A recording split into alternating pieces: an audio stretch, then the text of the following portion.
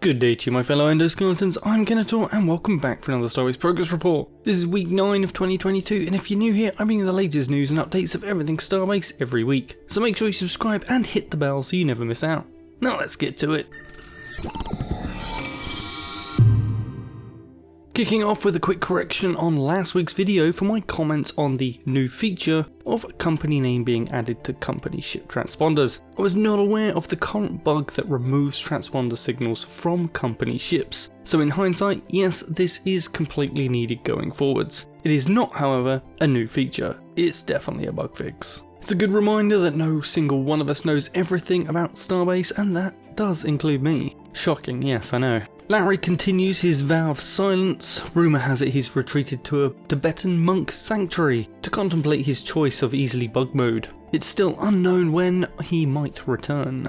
But back from his own sabbatical of public discussion, Axeli has returned to drop us some new info on radiators, so let's dig into that. He said radiators will eventually require room around them to work, and if you wish to exploit the current situation with them and place them somewhere inside, it's your headache to redesign your ship when changes come. But no ETA or details on that at this moment. And when asked if the new heat sinks will also remove heat, he says slowly yes. Radiators remove heat really fast. So combining heat sinks with radiators creates very efficient cooling. But that's not all, my friends. He also confirmed that they will be adding allow towing inside safe zone as an option later to be set by the ship owner, although this sounds like another oversight in the design of the new towing beam device. Today's gallery is a mixed bag and kicks off with some lovely renders of the new recycling tool. Most likely this will be non-100% efficient reverse version of the build tool. It looks great, but the game is getting so many tools now, this may be better suited as an alternate mode for the build tool, with a switch in modes similar to the paint tool layer system.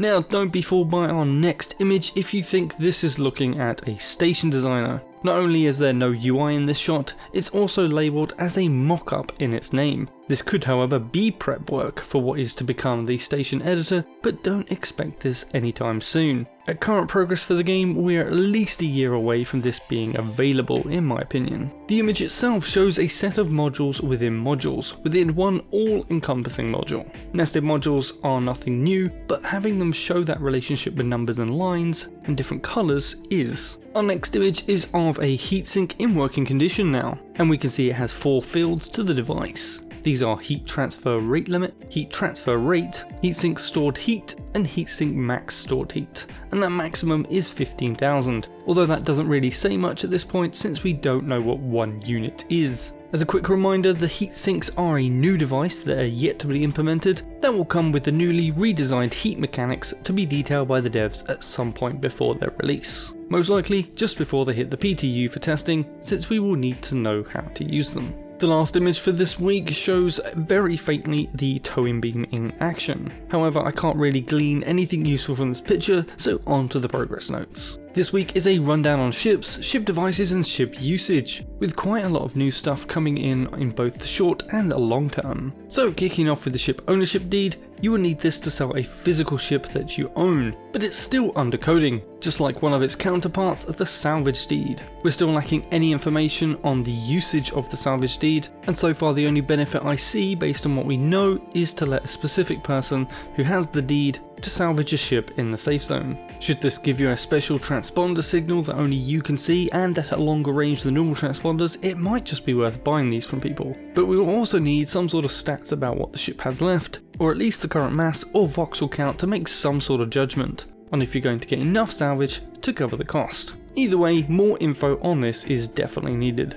Ship repair terminal. This one is not only complete but also on the live branch of the game. While it still requires some fixes, it has already been very useful. Repairing easily bugged mode ships. This will let EBM ships use the repair terminal as well. But who the hell uses EBM ships anyway, right? Thankfully this one is not currently being coded, but should the game pick back up and attract new players, this might be useful one day. But today is not that day. Saving blueprints outside of the ship editor and EBM. This one is a big one and ties together nicely with the repair hall, and this is now listed as complete. Fantastic.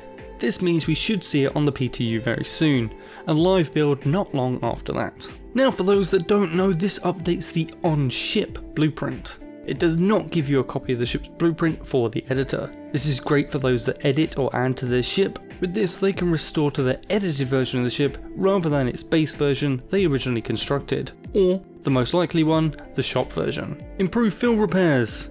This one is not complete yet and coding has not yet started either. This improvement is mostly focused on automatically rebuilding your pipes and cables, which can be nigh impossible on most ships unless they are built for it. It's a minor thing in my book, so I'm not surprised this doesn't currently have priority. It will be a nice to have in the future though. Ship insurance. This has finally entered design despite being talked about by the devs since way before closed alpha even began. But once you start thinking about how such a mechanic can be abused, you can see why they chose to wait and not rush this feature. In my book, it's a smart move by Frozenbyte. Moving on to the ships in space section now, and we start with the ship registration deed. This deed is for making a completely hand-built from scratch ship to be recognised by the game as an actual ship and not just scrap. It can also be used on abandoned ships and actual scrap to claim them as your own. This feature is done and currently on the PTU for testing. The hack deed. This is similar to the registration deed, but is temporary and works on ships that still have an owner to effectively steal the ship temporarily. The owner must not be present to use them and you must be outside a safe zone. This certainly gives pirates and the like a reason to kill the pilot to leave the ship intact. Towing beam. This new device is still in coding but has already hit the PTU for testing, and unlike cargo lock beams or frames, will let you tow another ship. Ship handling and controls. It's no secret that controls in Starbase are absolute garbage right now. We have no joystick, a barely passable effort for mouse control, with most people stuck on just using keyboard. Work has now started on the design side for getting all of this updated, allowing for better controls to be used, and hopefully in the future, even HOTAS. Transponder signals for company ships. As mentioned in last week and at the start of this video, this is more of a bug fix and not a feature, but a much needed one for those that already heavily use company ships. Ship hangars is up next and starts with the good news that the hangar halls are currently being coded. These new halls will allow for spawning and despawning of ships at your station or on a capital ship. The hangar halls will also have expanded features by adding a new terminal to them. These will eventually be a ship designer and ship repair, just like how we have them at the origin stations. These are designed however, but not currently being coded. Lastly, we have the hangar hall access. This too is not being coded, which somewhat makes sense given the halls themselves haven't been finished yet. Spaceship Designer starts off with object highlighting. This change actually makes the scene view window somewhat useful,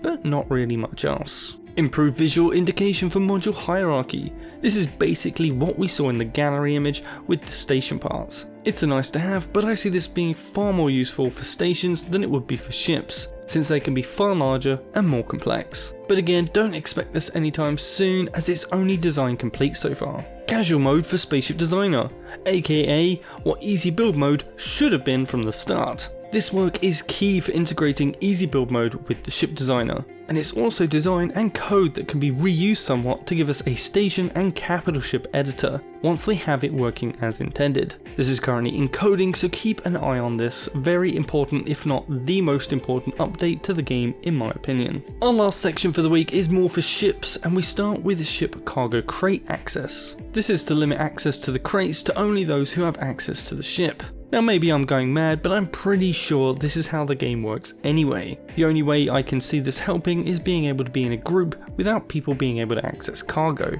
But given this feature also states it won't do anything outside of the safe zones, this one's very limited in its use case and is currently in coding. New heat mechanics. This is a big new feature for all ships, and what I think is the first step in preparation for future work in ship detection that both a lot of people want and the game needs. All devices that produce heat will now be able to offload that heat.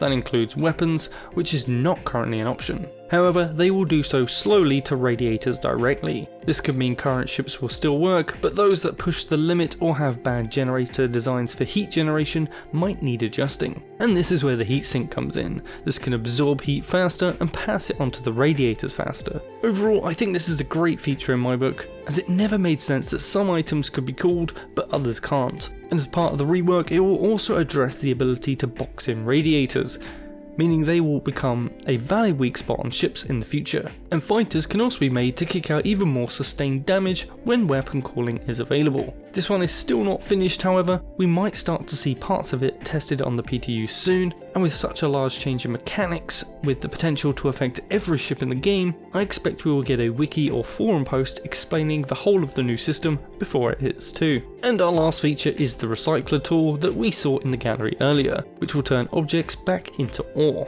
This is still in coding, but Frozen Byte have always got new tools out pretty quickly, so I expect to see this on the PTU pretty soon. And that's it, you're all caught up for this week's Starbase news. Don't forget to come drop by my Discord or chip in to support the channel via donor box or YouTube memberships. All my monthly supporters are listed at the end of my videos and all get access to a supporter channel on my Discord, and my eternal gratitude. As always, please smash that like button, share the video with your friends and faction, leave a comment with any questions you want answers to, and I'll see you in the next one. Kenetor, out.